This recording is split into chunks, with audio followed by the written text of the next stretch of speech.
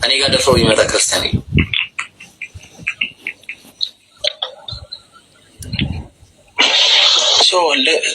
ለመምጣት ያህል ምን ማቀውን ስነግርህ ማርያም ያልወለደችው አምላክ አለ ወይስ የለም ነው ጥያቄው።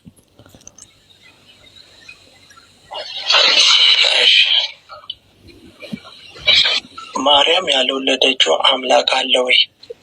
አምላክ አንድ ነው። ስለዚህ ማርያም አንዱን አምላክ ወልዳለች። ለምን? አይ በቃ መልሳልኛል እኮ ማርያም አንዱን አምላክ ነው የወለደችው። ምንድነው አንዱን ሶስቱን የሚባል ነገር የለም። አምላክ አንድ ነው። ገባኝ። እሺ ያ አንዱን አምላክ ማርያም ወልደዋለች። ማን? ያ አንዱን አምላክ ማርያም ወልደዋለች። ያ አንዱን አምላክ ማርያም ወልደዋለች። አዎ። ጥሩ።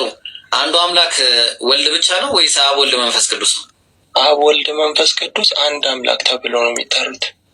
ስለዚህ አብ ወልድ መንፈስ ቅዱስ ነው የወለደችው ወይስ ወልድን ብቻ ነው የወለደችው? ወልድ ነው።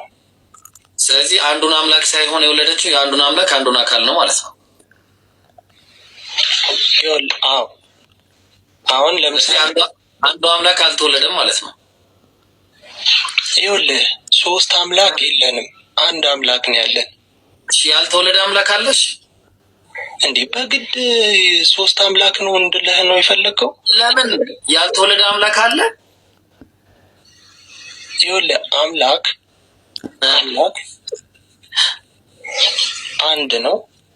ሶስት አካል አለ እንላለን። ይሄ አንድ የምትለው አምላክ ተወልዷል? አዎ ተወልዷል። ስለዚህ አብ ወልድ መንፈስ ቅዱስ ነው አንዱ አምላክ? አዎ። ስለዚህ አብ ወልድ መንፈስ ቅዱስ ነው የተወለደው አንድ ነው።